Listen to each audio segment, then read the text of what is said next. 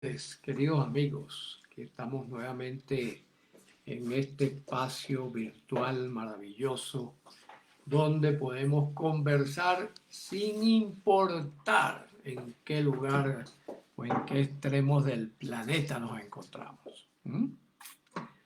Eh, un abrazo a todos los amigos, colegas y personas que se estén acercando por allí para disfrutar, intercambiar, compartir, discutir, cuestionarnos, preguntarnos, en fin, toda esa serie de cosas. Que por cierto por eso ven ustedes como tengo las manos, ¿no? Estaba ensayando, porque yo también investigo en la plástica, investigo en la pintura. Y estoy trabajando en la generación de nuevos colores, texturas, etcétera. Y entonces esta mañana probé un material que no me he podido sacar, pero que salga con los días. Ya me he lavado las manos como 300 veces. Estoy lavándome las manos más que los que salen a la calle en tiempos de COVID. ¿Mm? Pero aún así, bueno, ahí está. Ya sé que ese material es particularmente intenso, intensivo. Bueno, queridos amigos, para el día de hoy tenemos una pregunta bien interesante. Tenemos la pregunta, ¿por qué engordo en cuarentena? Es interesante. Es interesante porque fíjense que, por ejemplo, durante esta cuarentena, en estos últimos ya 3 meses, ¿no? Casi 5 meses. En estos últimos casi 5 meses, yo he rebajado más o menos casi unos 5 kilos. 5 kilos. Los he rebajado. Y lo que voy a proponerles es precisamente, sobre todo si ustedes han engordado o rebajado, que puedan tener conciencia, darse cuenta de qué es lo que ha estado pasando, cuáles son las decisiones que ustedes han estado tomando, que sin enterarse han hecho que suban o bajen de peso. Quizás también habrá algunos, ¿no? Me imagino que lo ha hecho sin que medie la inconsciencia, sino que lo ha hecho a conciencia. Bueno, voy a aprovechar esta temporada para aumentar de peso, para bajar de peso, ¿no? Recordemos que la conciencia es el último eslabón filogenético que aparece en nosotros como seres humanos y que además es más lenta, es menos, menos abundante que los mecanismos inconscientes y los mecanismos automáticos. Por eso es que generalmente este tipo de cosas ocurre sin que nosotros nos percatemos de qué es lo que está pasando. Entonces yo les voy a proponer, ya de entrada les voy a proponer un ejercicio. Les voy a proponer un ejercicio para que nosotros adquiramos conciencia de nosotros mismos, adquiramos conciencia de cómo tomamos las decisiones y qué tipo y calidad de decisiones tomamos, incluyendo la decisión de subir o bajar de peso, porque eso es una decisión. ¿Mm?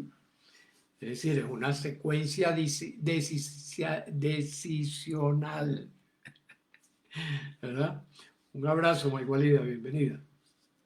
Eh, es interesante porque quizás la hipótesis la hipótesis más sólida que hay sobre la toma de decisiones, sobre cómo los seres humanos tomamos decisiones, es la de un señor de apellido Radcliffe. Lo voy a anotar aquí para que...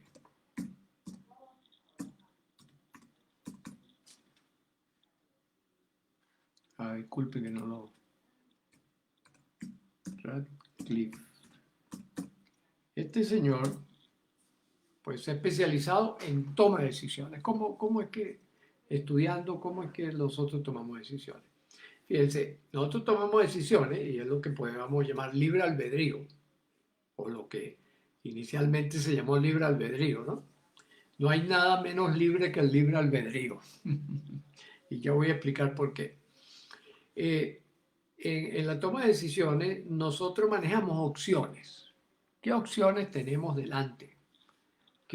¿Cuáles son las posibilidades? Cuando las posibilidades son pocas y muy claritas, nosotros tomamos la decisión confiando en nuestro intelecto.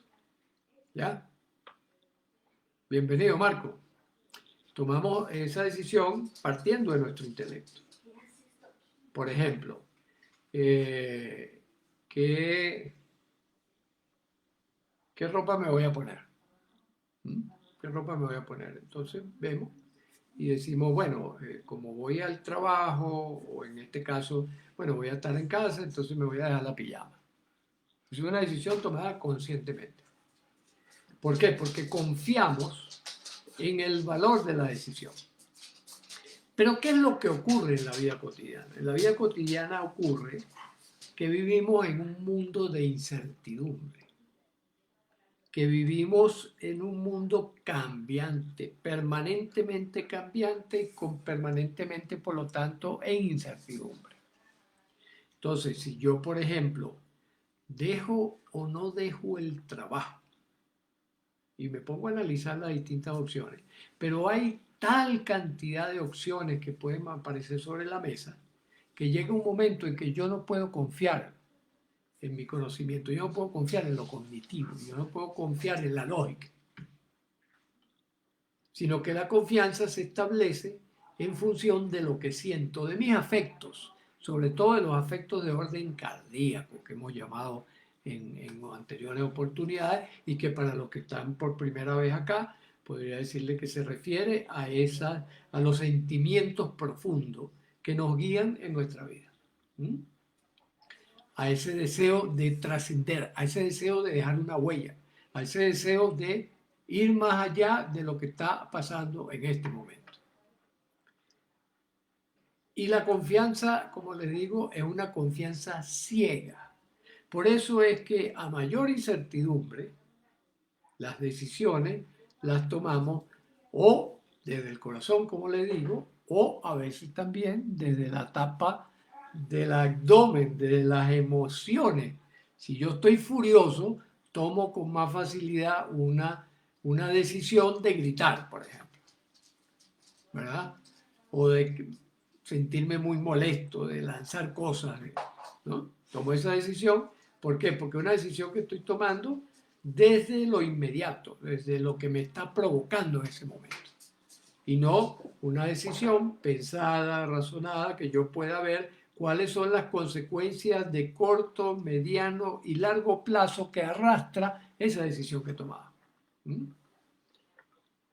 Y eso es lo que nos ocurre con respecto a cuando las cosas cambian y hemos cambiado, digamos, nuestra rutina diaria.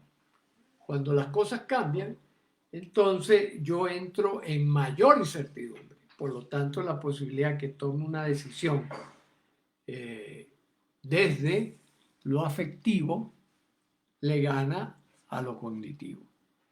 ¿Cuál es lo cognitivo? Yo quiero estar en un buen peso, ¿verdad?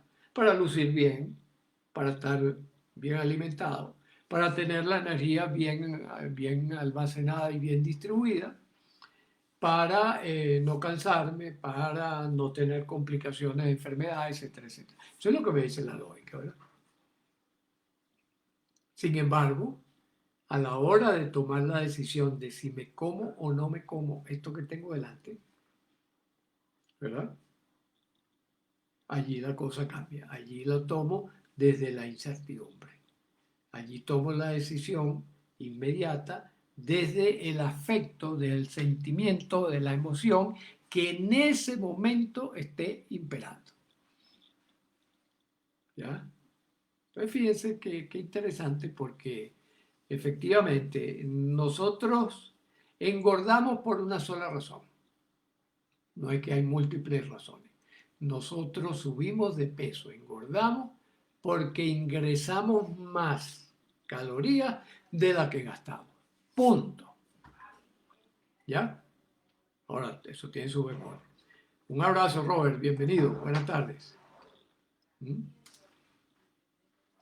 Aquí nos dice Robert, somos vulnerables, pero aún más con la situación de confinamiento. Exactamente. Entonces, ¿qué es lo que ocurre en el confinamiento? Que cambiamos nuestra rutina, eso es lo único, no hay más nada. Al cambiar la rutina, nuestro cerebro, todo aquello que realizaba en modo automático, es cuestionado. Y es cuestionado desde lo más profundo del inconsciente y de lo más profundo de lo automático. Por ejemplo, seguramente cada uno de ustedes se levanta en la mañana y tiene unos rituales que necesitaría hacer un esfuerzo para saber cuáles son esos rituales, porque no son conscientes. Por ejemplo, ese es el ejercicio que les voy a proponer, que yo voy explicando y vamos haciendo el ejercicio. Vamos a ver, antes del confinamiento, ¿cuál era nuestra rutina?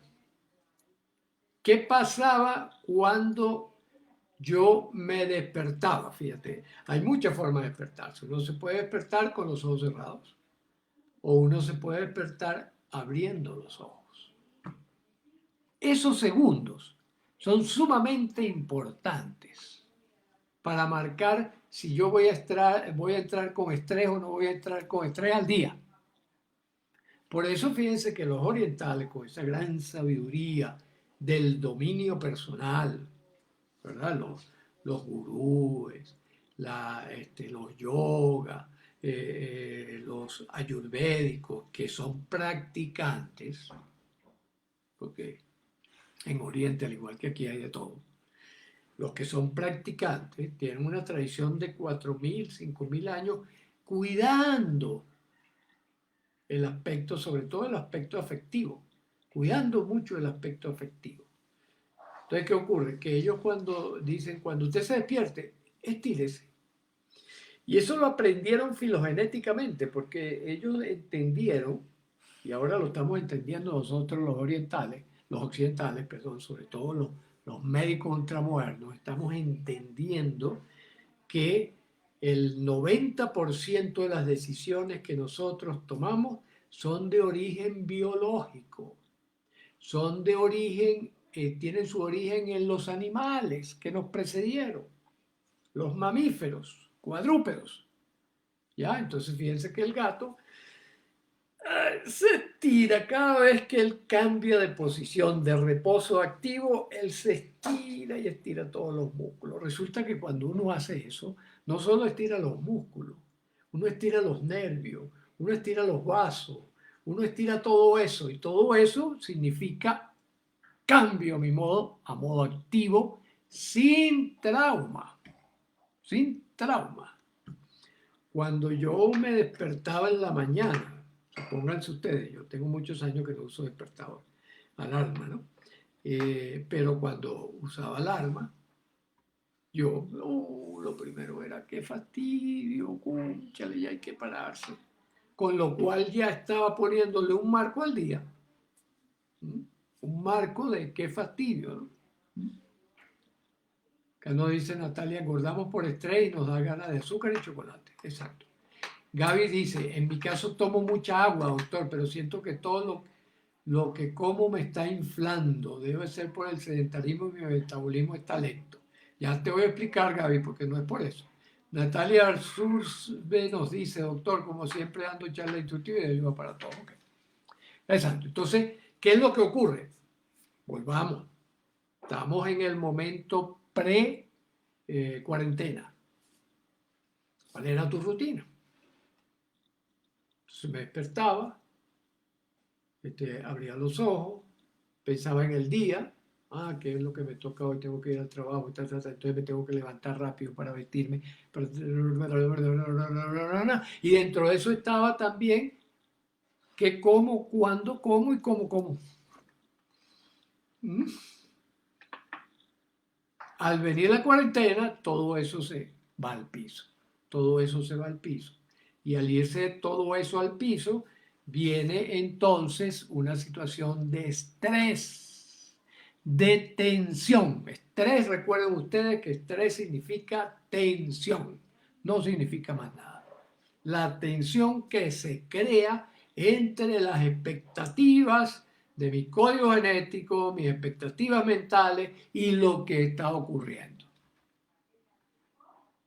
Y ahí tomamos una de dos rutas.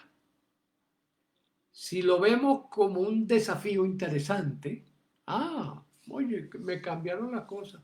Tengo que ver qué es lo que voy a hacer con esto. Esto es un desafío interesante. Voy al estrés bueno, voy al estrés verde.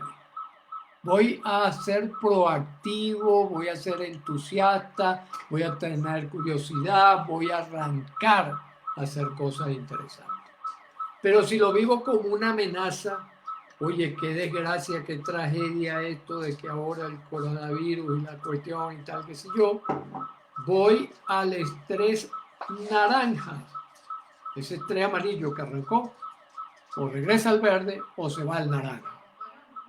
Y en el estrés naranja, lo que me convierto es en una víctima de un ataque con el cual yo encuentro.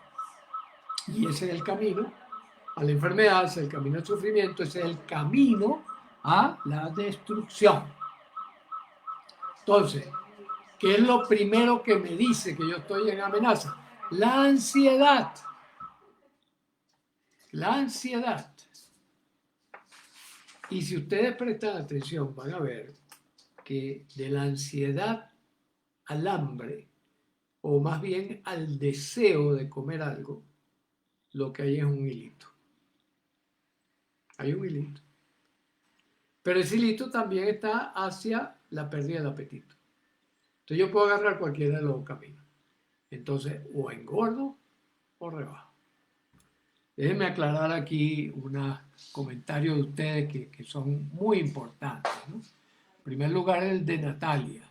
Engordamos por estrés y nos dan ganas de azúcar y chocolate. ¿Nos dan ganas? No, Natalia. Me dan ganas de azúcar y chocolate.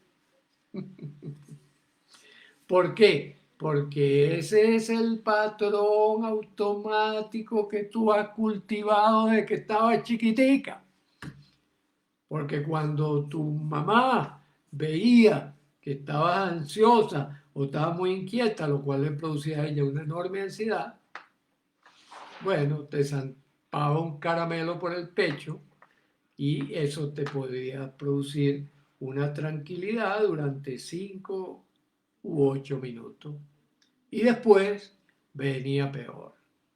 Entonces, o te daban otro caramelo, y entonces tu organismo se acostumbró, ¿verdad?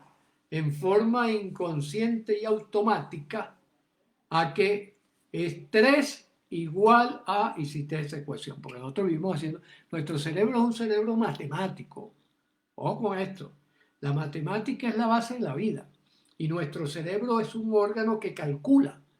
El hombre que calculaba, la mujer que calcula. Vivimos calculando y eso es, por eso tomamos decisiones, porque vivimos calculando. Va a pasar A, va a pasar B, va a pasar C, cuál es el que tiene más posibilidades. Pura matemática, pura matemática. Entonces armamos ecuaciones de igualdad, de suma, de resta, de multiplicación, de división, de lo que vamos viviendo. Fíjense la importancia de que en medicina ultramoderna la matemática es el punto de partida de todo lo que hacemos. ¿Ya?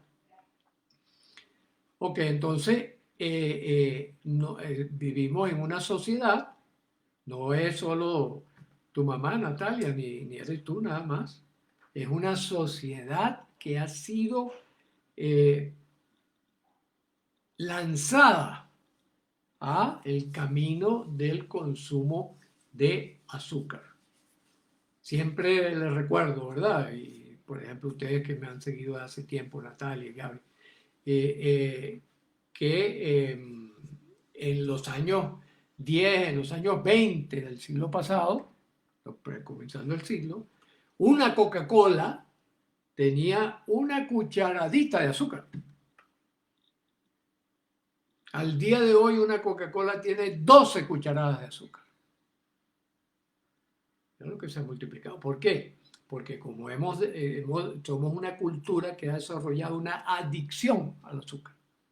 ¿Ya? Y eso es lo que tú estás mencionando en este momento, Natalia, ¿no? Estás mencionando que El estrés igual, la ecuación es estrés, ansiedad, angustia, cualquier cosa igual azúcar. Con azúcar yo lo tranquilizo. Ahora, ¿por qué es adictiva? Porque produce tranquilidad durante 10 minutos, algunos hasta 12 minutos, realmente entre 5 y 8 minutos, y después dispara el pico de la ansiedad. Entonces, por eso volvemos otra vez. Y fíjense, el otro problema, ¿cuál es? Las personas que consumen demasiados carbohidratos, muchos carbohidratos. Entonces, consumen el carbohidrato para superar el estrés de la situación nueva que es que estoy en confinamiento. Entonces, come carbohidrato, se llena el estómago un ratico, pero no recibiste ningún nutriente. Por lo tanto, tu organismo a las 2 horas, o a la hora y media, o a las 3 horas, te dice, ¿y dónde están mis nutrientes? ¿Dónde están mis nutrientes? Dame nutrientes. Y te lo dice a través de esa cosita que llamamos hambre. Entonces tú dices, oye, tengo hambre. Bueno, déjame comerme alguito mientras tanto. Y entonces empieza el consumo de la chuchería. Y como no estás contenido por el trabajo, porque estás en plena vía, porque que era lo que pasaba anteriormente, pues ahora tienes la neverita ahí a mano y tienes la alacena ahí a mano. Y por lo tanto estás recurriendo y llega un momento en que eso lo automatizas y lo haces sin darte cuenta. Miren todo, está clarito, ¿verdad? Está clarito, está clarito. Gaby, toma mucha agua. Lo que comes te está inflando. Fíjate a ver cuál es la calidad de lo que estás comiendo. Porque si estás comiendo carbohidratos, si estás comiendo trigo, trigo no sarraceno, es decir, el trigo que normalmente conseguimos por allí, lo que tiene es un efecto de inflamación producto de la alergia natural que tenemos los seres humanos al trigo. ¿Mm? Y eso es lo que produce una sensación de inflamación, ¿verdad? Entonces, por supuesto, eso ayuda al sedentarismo. Si uno está haciendo ejercicio, está activo, se está moviendo, está brincando, está saltando, está bailando, el organismo está quemando eso que tú acabas de ingresar, eso que ingresaste, ¿no? Pero si está en sedentarismo, eso pasa a unidad de reserva. El organismo dice, esto que está aquí es energía, ¿verdad? Es energía que yo he puesto en mi batería, en mi acumulador, y como ahorita no la estoy utilizando, la paso a la reserva. ¿Cuál es la reserva? La reserva son los adipocitos, las células grasas. Las células grasas. Entonces, por lo tanto, vamos aumentando reserva, vamos aumentando reserva, ¿no? ¿Y qué es lo que ocurre? Que allí mismo, en esos depósitos de grasa, es donde se almacenan los tóxicos y venenos que estamos ingiriendo constantemente del aire, del agua, de los alimentos procesados, de los enlatados, de los conservantes, de todo ese pocotón de basura, se almacena allí y se va liberando lentamente. Y cuando vienes a ver, estás tieso y el médico no sabe por qué estás tieso. Pero ahora en la medicina ultramoderna sí sabemos por qué estás tieso.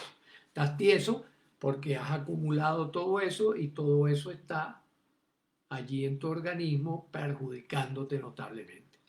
Por eso es que todas estas técnicas ahora que estamos utilizando de desintoxicación son verdaderamente maravillosas, ¿no?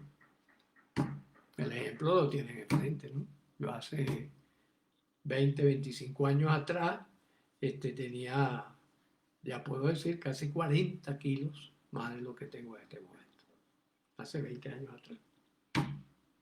Y entonces, pero con toda esta información, estos descubrimientos y tal, dije, bueno, un momentico, vamos a parar aquí y vamos a cambiar la ruta. Vamos a cambiar la ruta. Entonces la ruta se cambia. La ruta se cambia. ¿Ya? Vamos Vamos a ver, acá hay otros comentarios. Natalia, rutina antes, caminar, salir y cosas de la casa. Ah, fíjate, por ejemplo, Natalia acaba de decir algo muy importante. Si antes uno caminaba, uno estaba gastando esa energía. Claro, ¿qué ocurre? Cuando uno gasta energía, también adquiere energía. A veces hay personas que les cuesta un poco comprender esto y yo se lo digo de una manera muy sencilla para que sea fácilmente captable. Cuando usted va a la estación de gasolina a poner gasolina, usted está consumiendo gasolina. Si tú dices, ah, bueno, le voy a poner gasolina al carro, entonces a 2 kilómetros de mi casa está la estación de gasolina. Entonces, de aquí a allá, yo gasto una cantidad de gasolina que es mínima comparado con lo que le voy a meter y por eso es que vale el esfuerzo. Entonces, igual, por ejemplo, cuando nosotros caminamos, cuando nosotros hacemos ejercicio, nosotros estamos gastando energía, pero también estamos obteniendo energía. ¿Mm? A través del oxígeno, a través de los campos, a través de otros sistemas que hacen entonces que yo me sienta más fuerte, que yo tenga más disponibilidad posteriormente para ejercer lo que haga. ¿Ya? Entonces, fíjense, ¿no? Robert dice, autor, ansiedad me genera más angustia que ganas de comer. Ah, ok, te vas por la angustia. ¿Y tienes sobrepeso, Robert? Interesante por esto, ¿no? Porque entonces depende de qué decisión uno toma, ¿verdad? Ah, entonces las decisiones que antes tomábamos inconscientes, vamos a ver, ¿qué de aquello que yo hacía antes, aquella rutina, cuáles son las nuevas rutinas que he montado en su lugar? Porque lo que sí no ocurre nunca es que el cerebro esté vacío. Esa pretensión teórica o conceptual de los meditadores, los grandes meditadores, de vaciar la mente, es mentira. La mente nunca está vacía.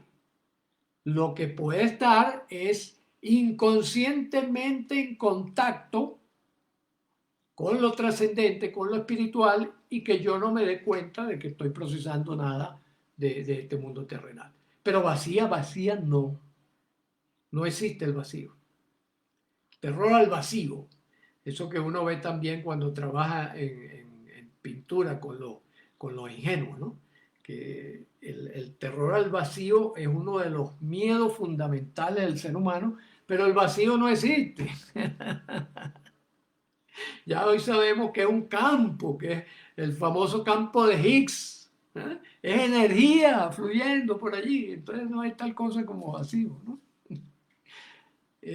Ok, entonces cuando tienes ansiedad y eso se traduce en síntomas orgánicos, tales como por ejemplo, hay personas que le dan náusea, es uno de los síntomas de la angustia, palpitaciones, entonces no quieres comer, no quieres comer.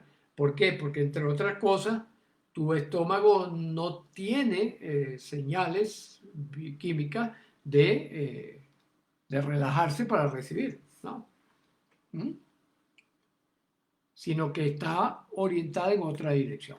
Entonces, por ejemplo, esa es la gente que generalmente adelgaza, ¿no? Entonces, por ejemplo, Robert, entiendo lo siguiente, que la ansiedad te genera angustia y no ganas de comer. Entonces, la angustia, ¿y para dónde agarra esa angustia? La pregunta, Robert. Ese proceso que se dispara, angustia, ¿para dónde agarra? Para la inquietud. Hay quien entonces sale a correr y tal, entonces pues, así no engorda. Acuérdate, engordamos por una sola razón. Metemos más de lo que sacamos en energía. Por supuesto, tiene que ver con los tipos de metabolismo. Por ejemplo, hay personas que tienen un metabolismo acelerado. Son esas personas que ustedes ven que siempre están parados, no se sientan. Generalmente son delgados.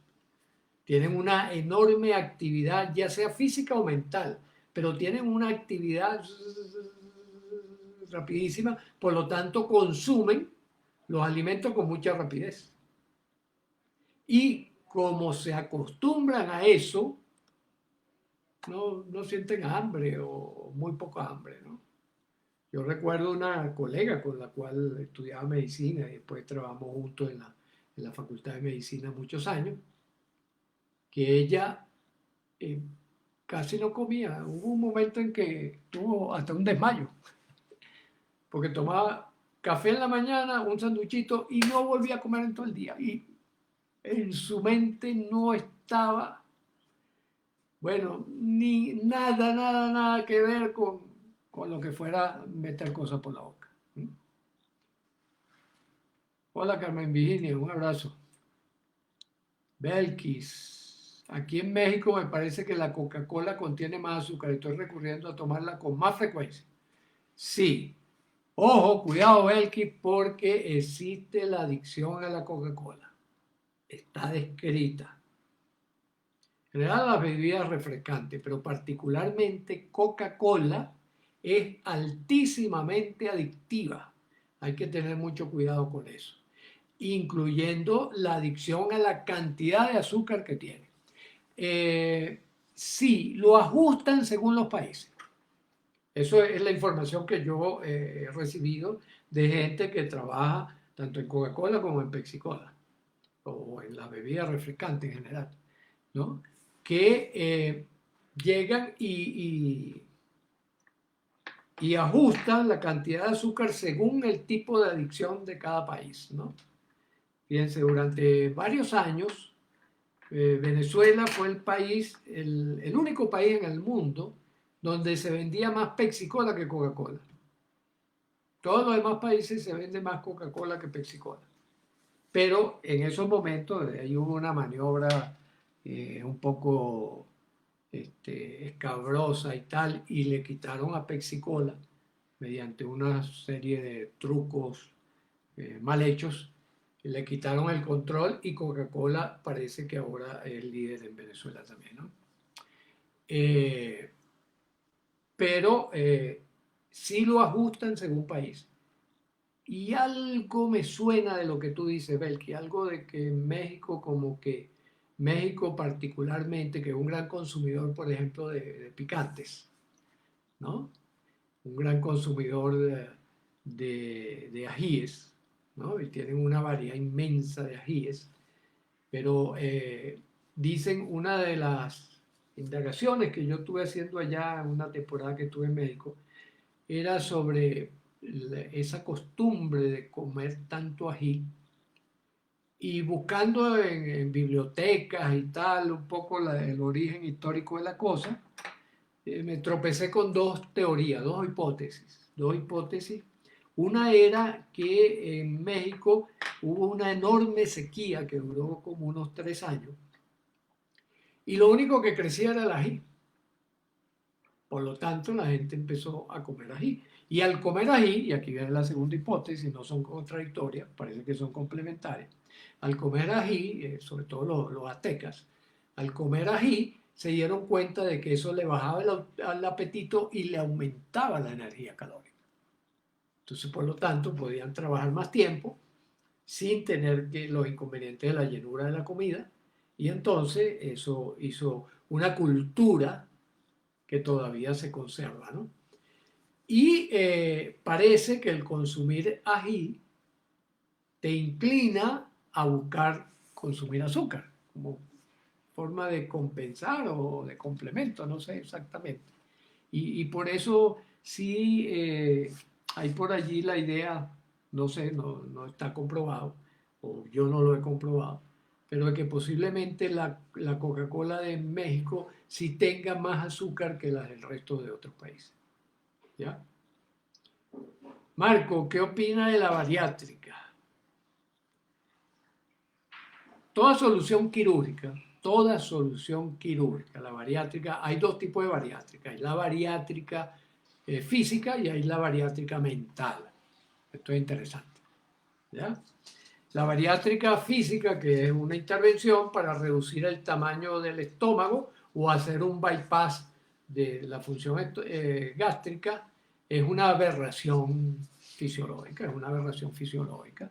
Es una solución, pues, proveniente de los cirujanos que, como ellos se han especializado en cirugía y ven todo con el lente de la cirugía, la medicina convencional no actualizada, esa medicina ve las cosas separadas. El cardiólogo ve el corazón y no le interesa más nada. El cirujano ve operaciones por todos lados. Si a usted le duele una muela, se la saco. Si usted el ojo le molesta, le saco el ojo. Si usted, ¿no? Forma parte de lo que se conoció en la historia como la medicina heroica. ¿Por qué? Porque era o te salvo la vida y te corto algo o te mueres. Entonces, en ese caso, vale, ¿no? Pero si yo he engordado es porque estoy metiendo más de lo que saco y tú me operas, me haces una intervención quirúrgica, este, si eso va acompañado de un entrenamiento, de comer menos, etcétera, etcétera, pues vas a rebajar, por supuesto, vas a rebajar. Primero te vas a llenar más rápido y ese es el principio fisiológico de la bariátrica física. Entonces yo te opero y entonces tu estómago es más pequeño, entonces por lo tanto vas a comer y cuando intentes comer lo que comías antes te va a doler el estómago y entonces vas a parar y te vas a desarrollar una nueva costumbre de comer menos. ¿Mm? Ese es el mecanismo. Ahí está la bariátrica mental o psíquica, mucho más interesante. La descubrió un hipnólogo argentino, un psiquiatra argentino, ahorita no me viene el nombre, pero él descubrió que la hipnosis es una forma de nosotros engañarnos muy efectiva. Y entonces desarrolló lo que se llama la bariátrica mental. La bariátrica mental o el otro nombre ya me va a venir. La bariátrica mental que consiste en que bajo hipnosis yo te hago una operación quirúrgica.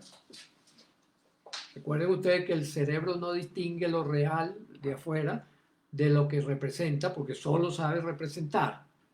Por eso es que no se confunde, porque nosotros solo sabemos representar, ¿no? Y representamos con nuestro cerebro. Entonces, esa representación hace que yo tenga el convencimiento de que fui operado. Por lo tanto, en mi imaginación, mi estómago va a ser más pequeño. Por lo tanto, en lo que yo coma, me voy a llenar más rápido. Y no te hice ninguna raja, no te hice ningún agujero. Por lo tanto, y además, fíjense los resultados. Los resultados están muy claritos. Por ejemplo, una de las especialistas que es parte del equipo nuestro, el equipo de medicina ultramoderna, que es la doctora Omidres Pérez, ella tiene esa técnica, ¿no? Utiliza la técnica de la bariátrica virtual y la hemos acompañado ya no sé en cuántos talleres que ha dado y los resultados son mucho mejores que los de la bariátrica física, sin los efectos secundarios, porque la bariátrica física entonces trae problemas de absorción de nutrientes, trae problemas de una herida que está allí presente, o bien sea por grapa o la técnica que sea, has hecho una herida y has infringido un daño allí. Hay problemas de absorción, sobre todo de vitamina B12, ¿ya? Etcétera, etcétera. 60% se estima que es la eficacia a los 2 años de la bariátrica física. La bariátrica mental tiene unos resultados cercanos al 90% de éxito. Cada quien elige. Sophie nos dice, yo hace una semana empecé un reto de 21 detox, pues cada semana nos dan una clase magistral de qué y cómo debo consumir los alimentos. Me ha ayudado muchísimo, ya no hay insomnio, empecé a realizar otra vez 45 minutos diarios de ejercicio físico. Excelente. Trabajamos alma, cuerpo y espíritu. Perfecto, Sophie, de eso se trata. ¿Por qué se habla de los famosos 21 días? Vamos a aclarar también ese punto. Los 21 días es el tiempo aproximado que tardan los circuitos neurológicos en consolidarse y pasar a memoria de largo plazo. Es decir, pasar a modo inconsciente y pasar a modo automático. Por eso es que se dice, aquello que usted repita durante 21 días consecutivos, usted el día 22 se va a despertar diciendo, wow, lo automaticé. Por supuesto, es una afirmación universal. No es que sean exactamente 21 días. Eso es un promedio. Y en segundo lugar, depende de la complejidad del circuito que estoy creando. ¿Ya? Entonces, por eso me puede llevar 3 semanas, me puede llevar 3 meses o me puede llevar 3 años desarrollar un automatismo dependiendo de la complejidad de ese automatismo. Fíjense cuánto tiempo llevamos de cuarentena, cuántos días. Yo no he llevado los días, pero ya llevamos 21 días varias veces repetidos. De tal manera que ya nosotros hemos automatizado cosas y por eso el pánico que hay ahorita entre psicólogos, psiquiatras, coach, de que lo que pasamos a la luz amarilla, ¿verdad? Y a la luz verde, mucha gente entonces ahora está pegado del otro automatismo. No, yo no voy a salir de mi casa, no, si yo estoy aquí, ya logré mi zona de confort. Es un hombre terrible, ¿no? Ya logré mi nueva forma de confort y entonces aquí no me muevan, ¿no? Ese es el nuevo reto ahora. Primero fue que se quedaran, ahora es que vuelvan a salir. Para que ustedes vean lo que es la plasticidad cerebral, lo que es la flexibilidad de la naturaleza para incorporar a la vez que automatiza y crea patrones de desenvolvimiento. Las dos cosas, es un equilibrio dinámico entre los dos departamentos, vamos a llamarlo así, ¿no? Sí, estos retos de detox, que hay muchas formas, hay muchísimas formas, pero en general son muy buenos. Los recomiendo ampliamente. Los recomiendo ampliamente porque, ¿qué es lo que ocurre? Te empiezan a dar cosas que ya entendemos que sí, que funcionan, que así funciona la naturaleza para crear trofismo, que es estar mejor y mejor cada día. ¿Ya? Así que Sofi, excelente, puedes recomendarlo. Y la otra cosa interesante, lo que tú dices aquí, alma, cuerpo y espíritu. Ya. Nosotros decimos cuerpo, mente, espíritu y ambiente. 4 cosas. ¿Ya? Es el cuadrado que nosotros trabajamos, ¿no? Cuerpo, mente, espíritu y ambiente. Es una sola cosa. Nosotros no somos seres aislados, no somos esencia. Eso es que somos porque somos lo central. No. Que tener respeto por la naturaleza. Doménico, un gran abrazo, Doménico, bienvenido. Sofi nos dice, detox es intoxicar mi organismo de forma natural. Exactamente. Sí. Ahora, bueno, no me voy a meter ahorita. Vamos a dejarlo para una conversación porque eso requiere, hay mucha tela que cortar. La diferencia entre lo natural y lo artificial. Ese es otro de los mitos bravos que hay por ahí. Hay cosas naturales muy peligrosas y hay cosas artificiales muy seguras y muy positivas. Por eso es que a uno estudiar medicina le toma 6 años el básico, 3, 4 años un posgrado y toda una vida de ejercicio, de práctica, de corrección, de información, de nuevos hallazgos, de experimentos que no resultan. Entonces la cosa hay que tomarla con hilitos. Pero me parece, si están de acuerdo, ustedes me lo hacen saber y puede ser un tema interesante para conversar. La diferencia o semejanzas y diferencia entre lo natural y lo artificial. La forma de que solo como lo natural. Cuidado. Nos dice Maigualida, ¿cómo sería un plan de alimentación para sustituir el azúcar refinada y los carbohidratos, que es lo que más tenemos a la mano? Lo que más tenemos a la mano. ¿Y qué pasa si uno estira la mano? ¿Y qué pasa si uno estira los pies para que la mano llegue hasta donde uno quiere que llegue? ¿Ah? Ahí te dejo eso, Maigualida. Buscar y buscar hasta encontrar. Fíjate, por ejemplo, Maigualida está en Venezuela. Creo que todos sabemos cuál es la situación de Venezuela. Hay una escasez de alimentos, etcétera, etcétera. Hay, por ejemplo, hay una planta en Venezuela que se llama pira. Eso es un superalimento. Uno de los mejores superalimentos del planeta, la pira. 3 hojas de pira que uno se coma al día ya tiene el 50% de lo que necesita. ¿Ya? Se puede masticar una hoja de pira cada vez que uno tenga deseo de comer azúcar. Además del trabajo mental, todo lo que hemos hablado. Maigualida es una de nuestras formadoras en Neurocodex. Sabes cómo utilizar los mecanismos para hacer maniobras y modificar el gusto del azúcar por otra cosa, ¿no? Entonces, por ejemplo, la pira.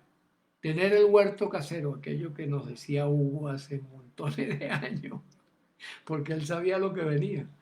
Haga su huertico en el balcón y tal, qué sé yo, y siembre legumbres, y coma de ahí.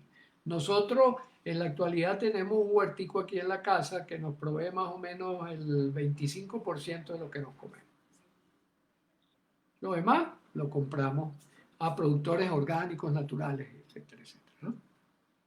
Entonces, no es lo que tengo a mano, es lo que tengo en la cabeza que hace que mueva mis pies para que mi mano pueda llegar más lejos.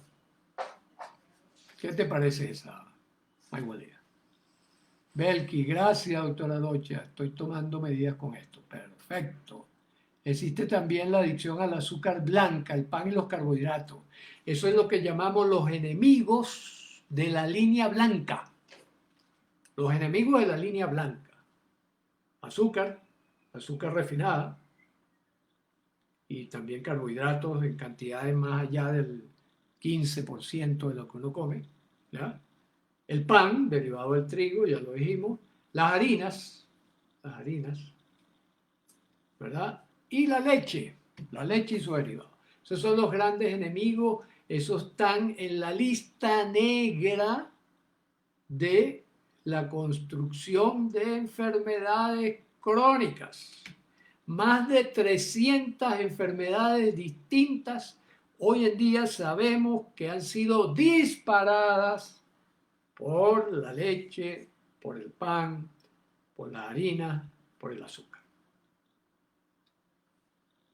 Cada quien decide, ¿ya?